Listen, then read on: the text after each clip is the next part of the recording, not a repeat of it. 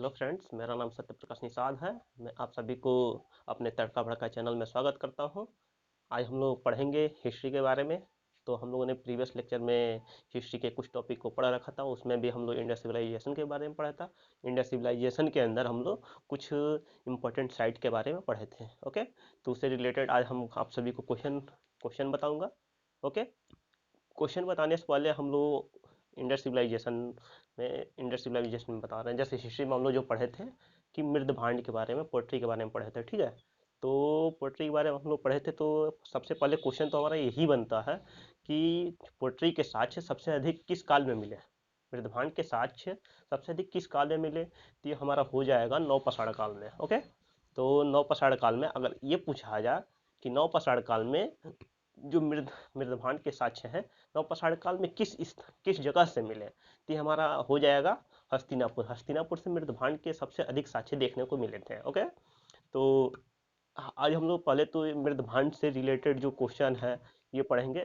तो हमारा पहला क्वेश्चन यही है कि मृदभांड जो है पोट्री, उसे इंग्लिश में पोट्री बोलते हैं या वेयर बोलते हैं, ठीक है। वेयर।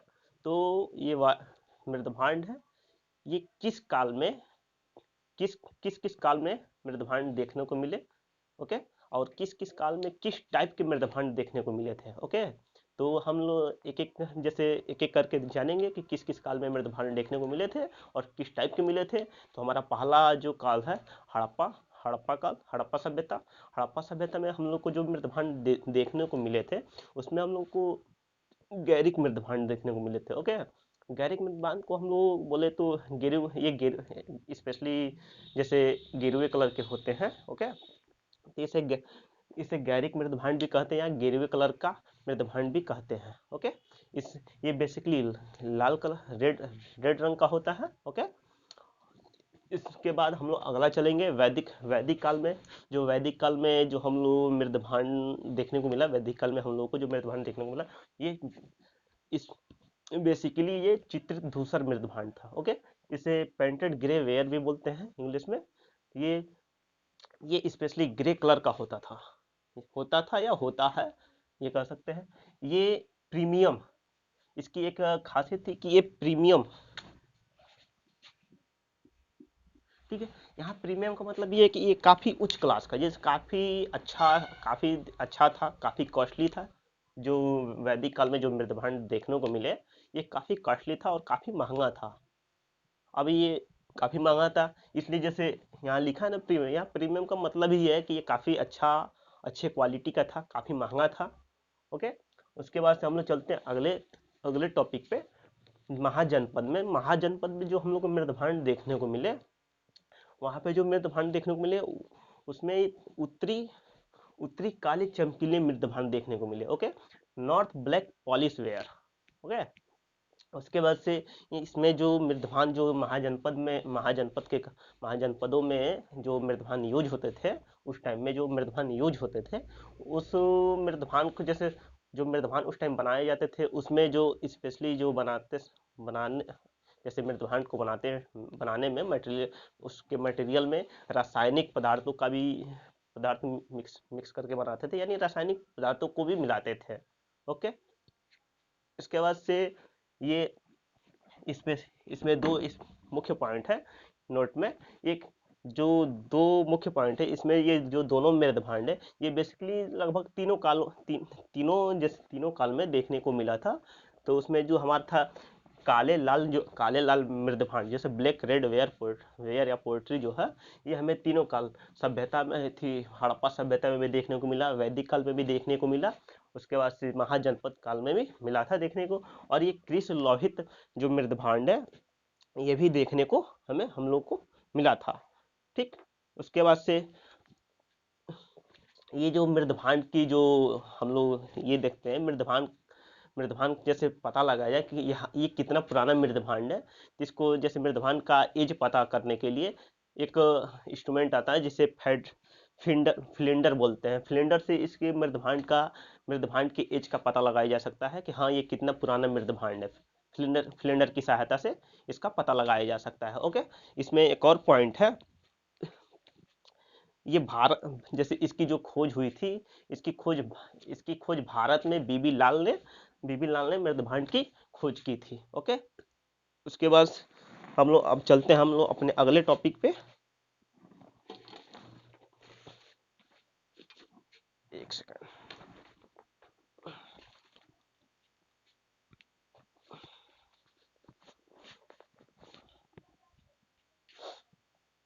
ये तो हो गया। एक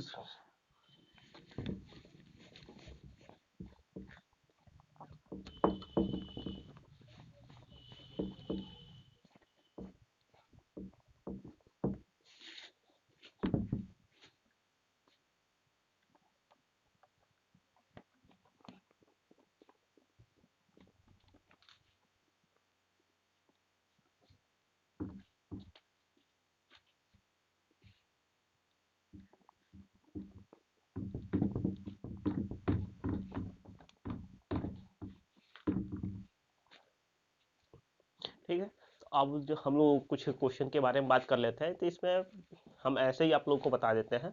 जैसे सिंधु सिंधु सभ्यता की जो विशेषताएं हैं, उनसे रिलेटेड कुछ मुख्य क्वेश्चन है, उसके बारे में हम लोग बात करते हैं। तो हमारा पहला पॉइंट, जो सिंधु सभ्यता थी, जो सिंधु सभ्यता एक शहरी सभ्यता थी। ओके, तो सिंधु सभ्यता एक शहरी सभ्यता थी।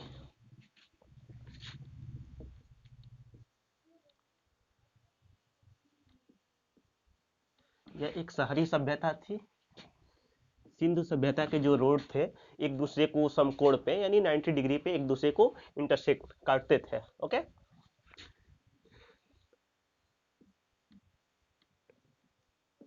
यहाँ की जो सड़कें थी, एक दूसरे को 90 डिग्री पर काटती थी।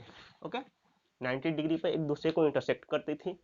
और इसमें यहाँ एक मुख्य पॉइंट और है, यहाँ पे यहाँ की जो सड़कें थी, पूरब से पश्चिम की ओर बनी हुई थी।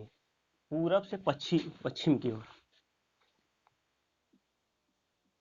पूरब से पश्चिम की ओर, ईस्ट से वेस्ट की ओर बनी हुई थी। इससे अब ये इसलिए पूरब से पश्चिम की ओर बनी हुई थी, ताकि ये स्वतः ही जैसे जैसे तेज हवाओं से ही ये स्वतः साफ हो जाता था।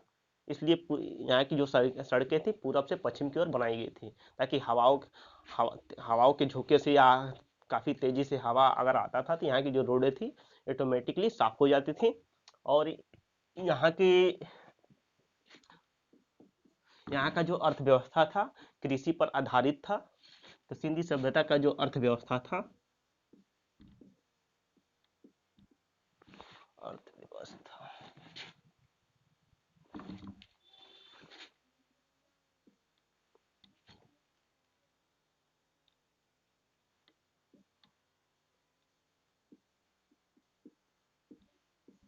अर्थव्यवस्था था कृषि कृषि पर आधारित था। ठीक, यहाँ का जो यहाँ का जो समाज था, जैसे सिंधु सभ्यता का जो समाज था, ये सत्तात्मक था। यानी यहाँ पे जैसे माता को जैसे ज्यादा लोग मानते थे, जैसे मानते थे कह सकते हैं, आप प्रीफर करते थे, इस ये भी बोल सकते हैं। यानी यहाँ मातृ सत्तात्मक था, यहाँ मातृ देवी की पूजा की जाती थी।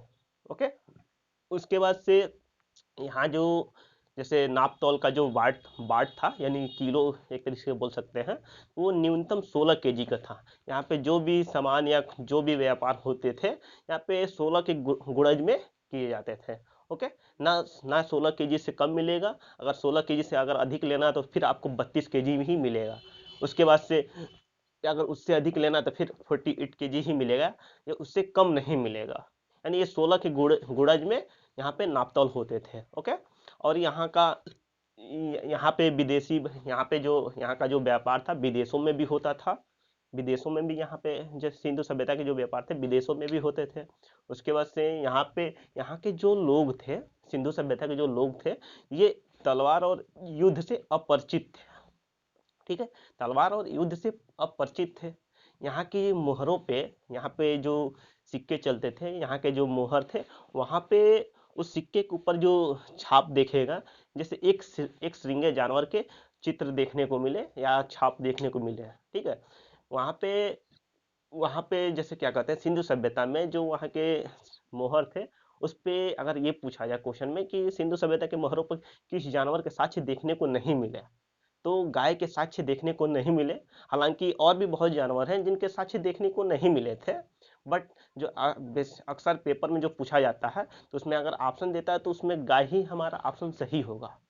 अगर गाय नहीं देता है तो उसमें क्या कहते हैं, शेर भी हो सकता है, कहीं के शेर के भी चित्र नहीं पाए गए थे वहाँ के मोहरों पे। घोड़े भी हो सकते हैं। तो बहुत ऐसे जानवर जिसके चित्र नहीं देखने को, जिसके मोहर वहाँ के मोहरों पे चित्र देखने को नहीं मिले थे। ओके। उसके बाद से क्या कहते हैं, इसमें एक और पॉइंट है, जो वहाँ के लोग थे, वहाँ के लोग जैसे वहाँ की जो लिपि थी, सिंधु सभ्यता की जो लिपि थी, भाव चित्रात्मक थी, यानी कि वहाँ की जो लिपि थी भाव चित्रात्मक थी। वो जैसे वो पढ़ी नहीं नहीं जा सकती, वहाँ की उस टाइम की जो लिपि थी उसे पढ़ा नहीं जा सकता था, बस उसे देखकर ही समझा जाता है, जैसे भाव जैसे फिगर के अनुसार, चित्र के अनुसार देखकर वहाँ पे समझा जाता था।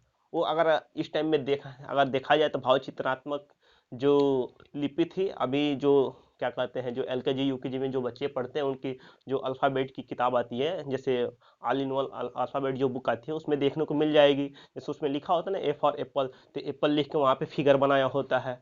तो उसे एक तरीके से देखा जाए तो उसे ये भी कह सकते हैं वो एक भाव चित्रात्मक लिपि लिपि के अनुसार उस बुक को बनाई गई है। ओके। इसमें और भी जो क्वेश्चन है इससे रिलेटेड, तो मैं इन सभी का सबका पीडीएफ बना के मैं अपने टेलीग्राम चैनल पे आप सभी को शेयर कर दूंगा।